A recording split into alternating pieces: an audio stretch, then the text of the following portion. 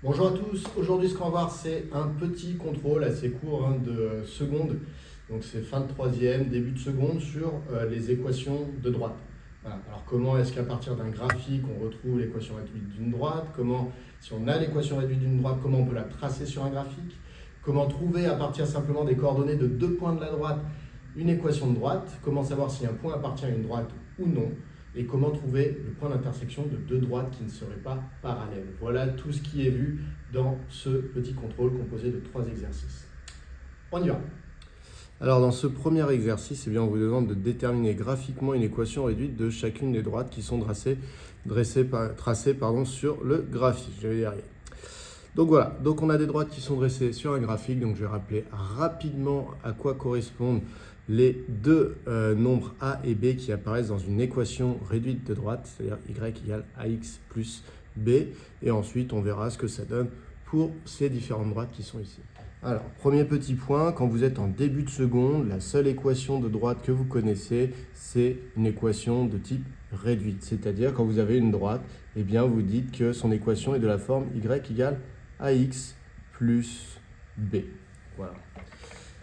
À quoi correspondent le a et le b? Puisqu'à partir du moment où vous trouvez le a et le b, par exemple y égale 2x plus 3, eh bien, vous avez trouvé votre équation de droite. Le B correspond à ce qu'on appelle l'ordonnée à l'origine. Donc quand vous tracez une droite, eh bien, il se trouve que votre droite va couper l'axe des ordonnées.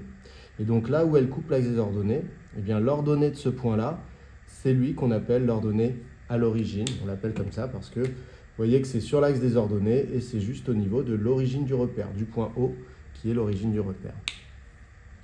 Ça, c'est bon, on a trouvé le B. Si jamais on veut trouver le A, eh bien désormais on s'intéresse à ce qu'on appelle le coefficient directeur de la droite. Donc le coefficient directeur, eh bien c'est un nombre qui va nous permettre d'identifier la direction de la droite et donc qui va nous permettre de régler l'inclinaison de la droite. Alors comment on le trouve rapidement sur un graphique? Eh bien vous avez une méthode simple et une méthode quand la méthode simple ne fonctionne pas.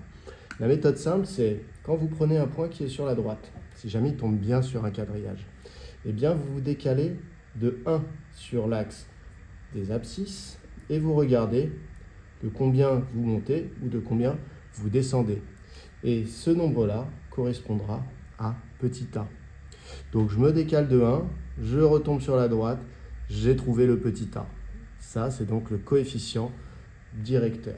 Alors, si jamais cette méthode ne fonctionne pas, c'est-à-dire que des fois, en se décalant de 1, eh bien, on se rend compte qu'on ne retombera pas sur un carreau bien précis et que donc, je vais avoir du mal à trouver la valeur de petit a. Eh bien, dans ce cas-là, alors je vais tracer une autre droite. Si jamais c'est le cas, eh bien, vous allez prendre deux points qui tombent bien sur le quadrillage. Et vous allez compter. Vous allez dire, ah bah là, ici, en abscisse, j'ai dû me décaler, par exemple, de 3. Et j'ai dû, en ordonnée, monter de 2. Et bien, dans ce cas-là, le coefficient directeur petit a, ce sera de combien vous avez bougé en ordonnée divisé par combien vous avez bougé en abscisse. Donc 2 sur 3. Alors regardez, ça marchait bien ici, parce que là, ça aurait fait quoi la formule? Ça aurait fait a sur 1. Donc a. Voilà les méthodes qu'on va appliquer dans cet exercice. Alors, delta 1, a pour équation réduite. On va reprendre notre petit graphique ici et on va observer delta 1. Donc delta 1, c'est la droite bleue ici. Cette droite delta 1, on s'aperçoit que l'ordonnée à l'origine, donc c'est l'ordonnée du point où la droite coupe l'axe des ordonnées. Donc vous voyez ici, elle coupe en ce point-là et donc l'ordonnée vaut 1. Donc ça veut dire que déjà, je sais que dans l'équation de droite, eh bien, elle va être de la forme y égale ax plus 1. Donc déjà, je sais que y égale ax plus 1, puisque l'ordonnée à l'origine vaut 1. Il ne me reste plus qu'à identifier le a. Pour identifier le a, on a dit, je prends un point de la droite qui tombe bien, alors celui-là, sur le quadrillage, je me déplace de 1 sur la droite et je regarde de combien je dois monter ou descendre. Et là, je me rends compte que je dois monter de 2 unités, quand je me suis décalé de 1 pour retomber sur la droite. Donc le coefficient directeur a vaut 2. Donc je remplace a par 2. J'ai donc delta 1 pour équation réduite, y égale 2x plus 1. On part sur delta 2. Delta 2, c'est celle-là, si vous ne voyez pas très bien à l'écran. Alors, l'ordonnée à l'origine va donc être égale à, ici on est en moins 1, moins 2, moins 3. Donc déjà, on a y égale ax moins 3, puisque l'ordonnée à l'origine vaut moins 3. Il me reste à trouver la valeur de a. Pour trouver la valeur de a, comme on a dit, je prends un point qui tombe bien sur le quadrillage. Alors celui-là fonctionne bien. Et je me décale de 1. Et je regarde de combien je dois monter. Alors là, le problème, c'est que vous vous rendez compte que ce n'est pas facile à lire. Parce que je ne sais pas trop si je monte de 0,7, de 0,8. Donc voilà. Donc là, je suis un peu bloqué. Donc là, on utilise la deuxième méthode que je vous ai donnée. C'est vous prenez 2 points qui tombent bien sur le quadrillage. Donc en fait, on va se déplacer ici en abscisse jusqu'à ce qu'on retombe bien sur un point. Alors si je me décale de 1, c'est pas bon. Si je me décale de 2, c'est pas bon. Si je me décale de 3, non plus. Si je me décale de 4, ça fonctionne. Donc en me décalant de 4, je suis monté de 3. Donc on a dit ça va être de combien je suis monté en ordonnée divisé par de combien je me suis décalé en abscisse. Donc ça va me donner 3 sur 4. Donc je peux remplacer ici le a par 3 sur 4. Ce qui veut dire au passage qu'en fait, ici, ce que je n'arrivais pas à lire en me décalant de 1, c'était que je montais de 0,75, de 3 quarts, de 3 sur 4. Allez, on passe à delta 3. Alors, pour delta 3, c'est la droite verte. Donc celle qui se situe ici. Alors, à nouveau, l'ordonnée à l'origine va être égale à moins 3. Donc, à nouveau, l'équation réduite va être de la forme y égale ax moins 3. Il nous reste à trouver le coefficient directeur. Pour trouver le coefficient directeur, je prends un point qui tombe bien sur le quadrillage. Alors, je peux prendre lui, tiens, pour changer un petit peu. Et je vais essayer de me décaler de 1. Le problème, c'est que je ne retombe pas sur un point du quadrillage. Donc, je ne me décale pas de 1, je ne me décale pas de 2 parce que je ne retombe toujours pas sur un point du quadrillage. Par contre, en me décalant de 3, je retombe sur un point du quadrillage. Donc, je me décale de 3, je descends de 1. Donc, ça fait moins 1 pour l'évolution des ordonnées, divisé par 3 pour l'évolution des abscisses, donc moins 1 sur 3, donc moins 1 tiers. Donc, le coefficient directeur ici vaut moins 1 tiers. L'équation réduite, c'est y égale moins 1 tiers de x, moins 3 pour delta 3. Ensuite, pour terminer avec delta 4, c'est celle-là. Donc, c'est une droite, vous voyez, on dit qu'elle est souvent qu'elle est horizontale, c'est-à-dire qu'en fait, elle est parallèle à l'axe des abscisses. Et donc, l'ordonnée à l'origine ici, on peut la lire. 1, 2, 3, 4, donc elle vaut 4. Donc j'ai y égale ax plus 4. Et pour trouver le a, je prends un point de la droite qui tombe bien sur le quadrillage. Alors là, ils tombent bien tous sur le quadrillage. Et par exemple, je prends lui. Quand je me décale de 1, je n'ai pas besoin de monter, je n'ai pas besoin de descendre pour retomber sur la droite. Donc le coefficient directeur, en fait, il vaut 0. Donc, ça veut dire qu'ici, le a est remplacé par 0. Donc, y égale 0x plus 4. Alors, 0x, ça fait 0. Donc, finalement, je peux simplement mettre y égale 4. Et effectivement, on rappelle qu'une équation de droite, c'est un critère de sélection qui permet de dire si un point appartient à une droite ou pas. Donc, si les coordonnées d'un point vérifient l'équation, c'est que le point est sur la droite. Sinon, il n'est pas sur la droite. Et vous voyez ici, qu'est-ce qu'il faut vérifier pour être sur la droite delta 4 ? Que le y du point vaut bien 4. Et oui, tout point dont les coordonnées, si je vous donne un point et que je vous dis par exemple le point de coordonnées 5, 4, donc 5, 4, 5, 4, il est sur la droite. Pourquoi ? Parce que son y valait 4. Moins 3, 4, donc moins 3, 4, il est sur la droite parce que son y vaut 4. Donc vous voyez, cette condition-là, c'est bien la condition pour appartenir à la droite delta 4. C'est donc bien l'équation réduite de cette droite. On passe à la question 2. Alors, dans la question 2, c'est un peu l'inverse. Cette fois-ci, on me donne une équation de droite. 2 équations de droite. Ici, il faut que je les trace sur le graphique. Alors, je vous préviens, ça ne va pas être très beau parce que je vais faire ça sur mon tableau blanc.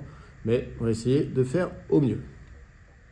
Alors, pour la première, donc delta 5, on nous dit que son équation réduite, c'est y égale moins 1 demi de x plus 2. Alors, si on applique exactement la même chose que tout à l'heure, ça veut dire que 2 est l'ordonnée à l'origine. Donc, ça veut dire que la droite va déjà passer par le point de coordonnées 0, 2.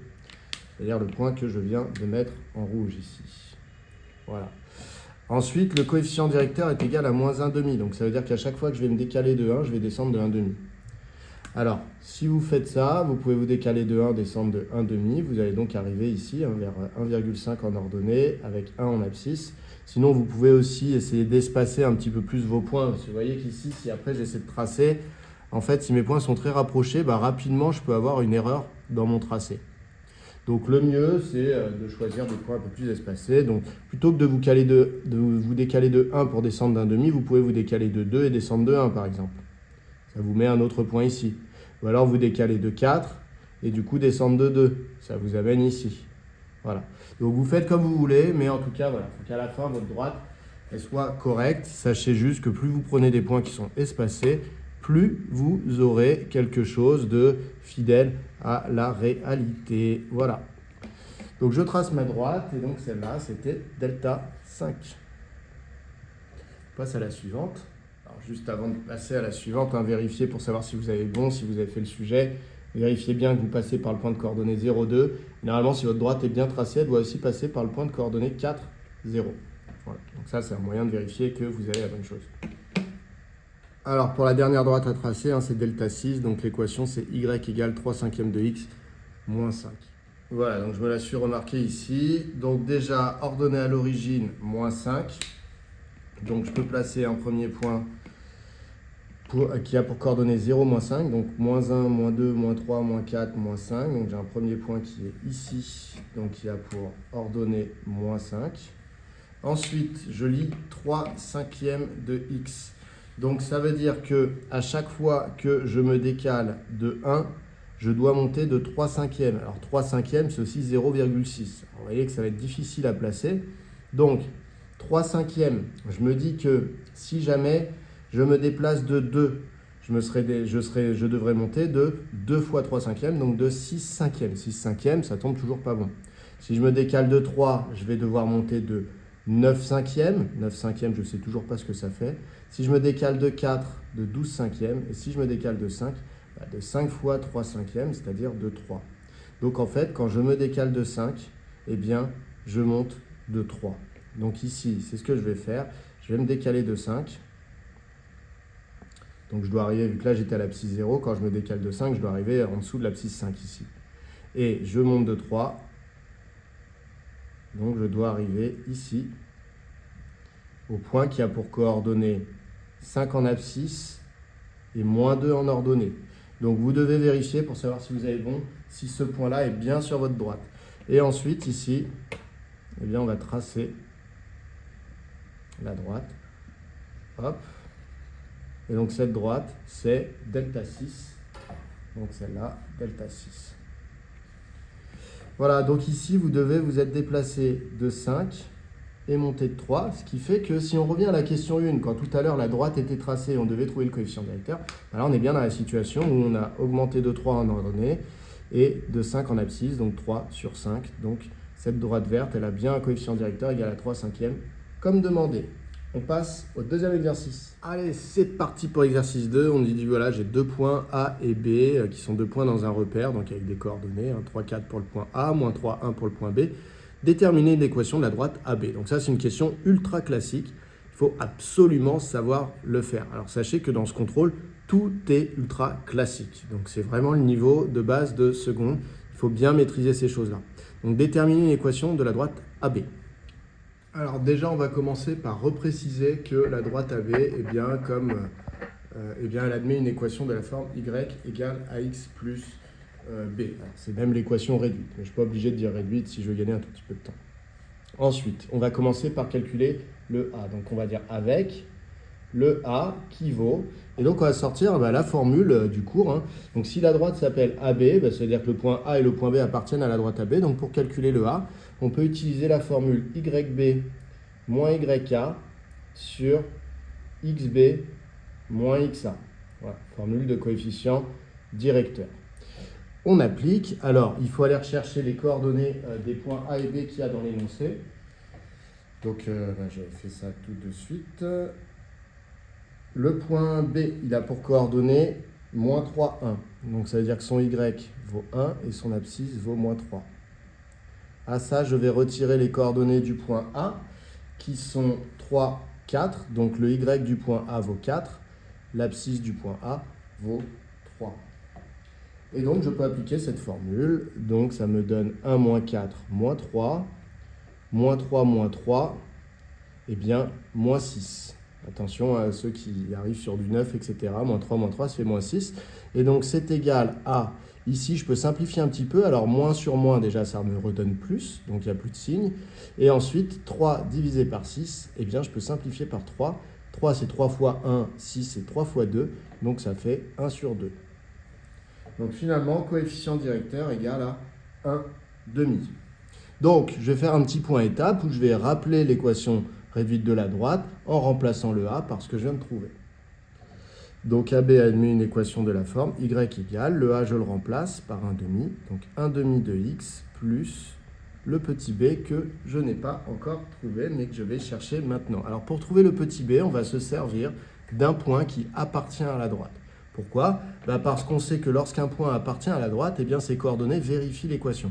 C'est-à-dire que si je sais qu'un point appartient à la droite, je sais qu'en mettant son x là, je dois trouver son y.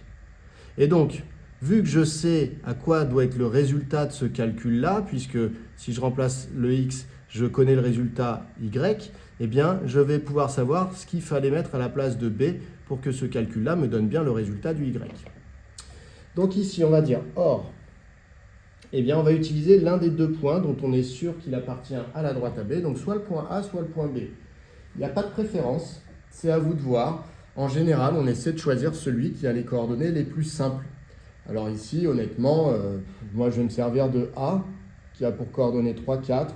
B, il avait pour coordonnées moins 3, 1. Donc il y en a une négative, donc c'est pas top. En même temps, il y en a une qui vaut 1, ça peut être mieux. Bon, faites comme vous voulez. Donc or, A appartient à la droite AB. Et donc, ça veut dire quoi? Ça veut dire que ces coordonnées à A vérifient l'équation. Donc, ces coordonnées vérifient l'équation de AB. Donc, qu'est-ce que ça veut dire? Ça veut dire que quand je mets le y du A ici, y de A est égal à 1 demi de xa plus le fameux nombre b que je cherche, eh bien c'est équivalent à dire, donc or, dire ça, c'est équivalent à dire que je remplace, donc le y du A vaut 4, vaut 1 demi du xa, c'est-à-dire de 3, plus le fameux nombre b que je cherche. Et donc ça, c'est encore équivalent à dire quoi? Que 4 est égal à 3 demi plus b, donc ça veut dire que 4 moins 3 demi, c'est égal à B. J'ai transposé 3 demi. Alors 4, c'est combien de demi? 4, c'est 8 demi. Donc 8 demi moins 3 demi, eh bien c'est équivalent donc à dire que B vaut 5 demi. Voilà, donc de remplacer par les coordonnées du point A dans l'équation m'a permis de trouver la valeur de B. Je peux donc conclure en remplaçant la valeur de B ici, en mettant 5 demi à la place. Donc AB a pour équation réduite y égale 1 demi de x plus 5 demi. Voilà pour cette première question. On passe à la deuxième. Deuxième question, question relativement classique encore. On nous demande, est-ce que le point C qui a pour coordonnées 4 moins 2 appartient à la droite AB ou non? Voilà, le point C appartient-il à la droite AB? Alors en fait, on va revenir un petit peu à ce qu'on a fait dans la question 1. Dans la question 1, on a trouvé l'équation de la droite AB. Donc en fait, le point C va appartenir à la droite AB si jamais ses coordonnées vérifient l'équation. Je vous rappelle qu'une équation de droite, c'est simplement quelque chose, un petit critère qui permet de dire si oui ou non on appartient à la droite. Quand vous prenez un point, quel que soit le point, si quand vous mettez son x ici, ça donne son y, ça veut dire que son y vaut bien 1 demi de son x plus 5 demi, c'est-à-dire que la relation ici est vérifiée, et donc le point appartient à la droite. En fait, ça, c'est un petit peu la carte d'identité de votre droite, c'est-à-dire que ça permet de dire directement cette relation si un point est sur la droite ou non. Un point pour lequel, quand vous mettez le x du point ici, ça ne donne pas le y du point, ce serait un point qui n'appartiendrait pas à la droite. Donc pour savoir si le point C de coordonnées 4 moins 2 appartient à la droite, eh bien je vais tout simplement essayer de calculer le y ici quand le x vaut 4. Si jamais je trouve y égale moins 2, eh bien ça voudra dire que le point appartient à la droite. Si je trouve autre chose, ça veut dire que le point n'appartiendra pas à la droite. Voilà, donc on peut rappeler la règle, hein. C appartient à AB si et seulement si ces coordonnées vérifient l'équation de AB. Donc on va essayer, on va calculer 1 demi de XC plus 5 demi. Alors vous voyez, je ne dis pas du tout que ça vaut YC, j'en sais rien. Justement, si ça vaut YC, le point appartient à la droite. Si ça ne vaut pas YC, le point n'appartient pas à la droite. Donc je ne dis pas dès le début que ça vaut YC. Donc en fait, je calcule ce nombre-là, je vais voir ce que ça donne et j'en conclurai si oui c'était égal à YC ou pas. Donc 1 demi de XC plus 5 demi, ça me donne 1 demi de XC. XC vaut 4. Donc de 4 plus 5 demi. Je fais mon petit calcul. Ça me donne, alors je peux le faire à la suite hein, si je veux gagner un petit peu de place. Donc ça donne 4 divisé par 2, ça donne 2. Donc 2 plus 5 demi. Alors 2 c'est 4 demi. Donc 4 demi plus 5 demi ça fait 9 demi. Donc ça veut dire que si je fais ce calcul-là en remplaçant le x par le x du point C, eh bien je trouve 9 demi. Or, le y du point C n'est pas égal à 9 demi. Donc ici, je vais dire or YC est égal à moins 2. Donc, YC n'est pas égal à ce calcul-là, n'est pas égal à 1 demi de XC plus 5 demi. Donc, ça veut dire que, vous voyez, les coordonnées du point C ne vérifient pas l'équation qui est ici, la relation qui devrait y avoir entre le x et le y d'un point qui est sur la droite. Donc, finalement, je peux en conclure que C n'appartient pas à la droite AB. Voilà, question essentielle à savoir faire. Alors exercice 3, dernier exercice de ce contrôle, donc soit delta 1 et delta 2 de droite dans un repère tel que delta 1 a pour équation y égale 2x plus 1 et delta 2 a pour équation y égale moins 3x plus 11. Déterminez les coordonnées d'un point de la droite delta 1, donc c'est un point de votre choix. Voilà, donc on va commencer par ça.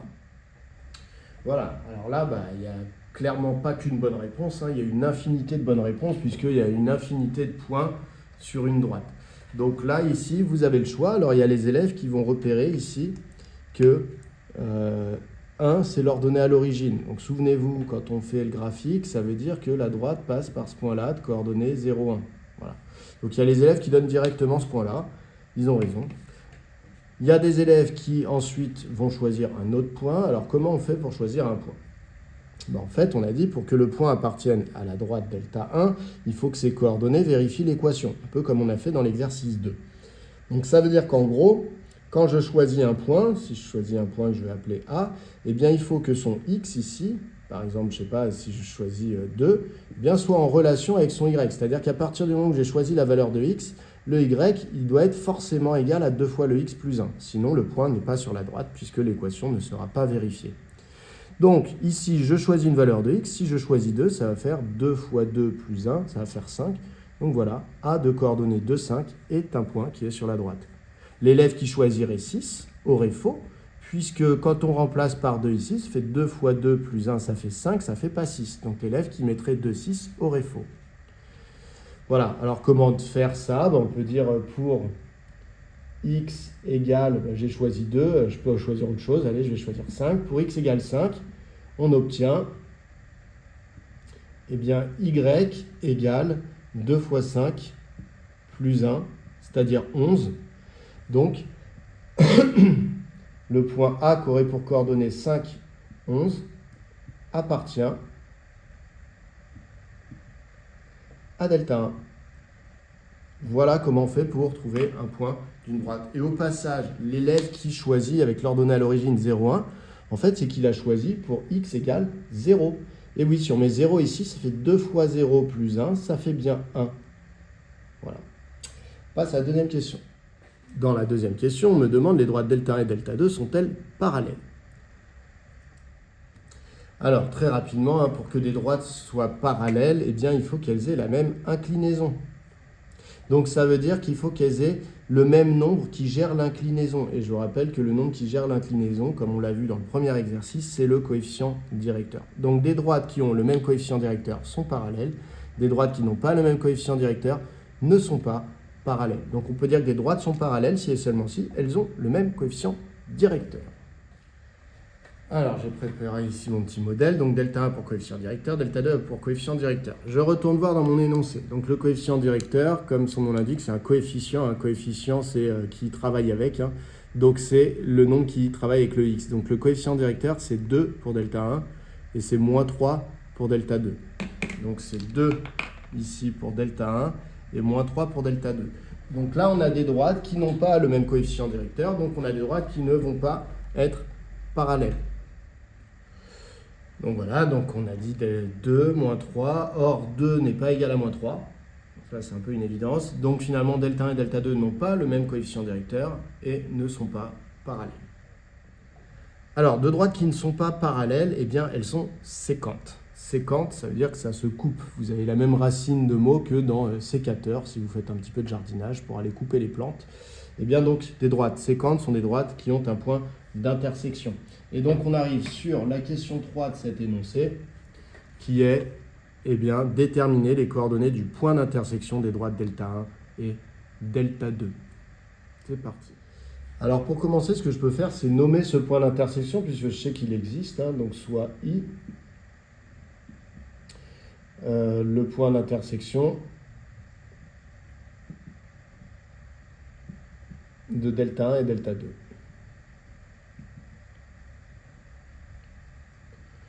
Hop. Voilà. Donc, I de coordonnées x, y appartient à l'intersection de delta 1 et delta 2. Je peux l'écrire comme ça. Si et seulement si, eh bien, si et seulement si, le point I doit être à la fois sur la droite delta 1 et en même temps sur la droite delta 2. Or, qu'est-ce qu'on a dit par rapport aux équations? On a dit qu'un point appartenait à une droite à partir du moment où ses coordonnées, eh bien, vérifiaient l'équation. Donc, pour appartenir à delta 1, les coordonnées de I, qui sont x et y, doivent vérifier l'équation de delta 1, c'est-à-dire y égale 2x plus 1. Et elles doivent aussi vérifier les coordonnées les coordonnées de I, doivent aussi vérifier l'équation de delta 2. Et si on regarde l'énoncé, delta 2, son équation, c'est y égale moins 3x plus 11. Donc voilà, les coordonnées de I doivent vérifier ces deux équations en même temps. Ça veut dire qu'ici, le x et le y doivent être le même. Alors, s'ils doivent être le même, ça veut dire que si y doit valoir 2x plus 1 et qu'en même temps y doit être égal à moins 3x plus 11, ça veut dire que 2x plus 1 doit être égal à moins 3x plus 11. Donc je l'écris, 2x plus 1 doit être égal à moins 3x plus 11. Et donc dans un système, ici, pour marquer une équivalence, il faut que j'ai autant d'informations là-dedans que là-dedans. Dans ce système, ici, normalement, je peux retrouver le x et le y du point I. Si j'écris que cette équation, je vais pouvoir trouver que le x. Donc je recopie une autre équation qui va me permettre de retrouver le y une fois que j'aurai trouvé le x.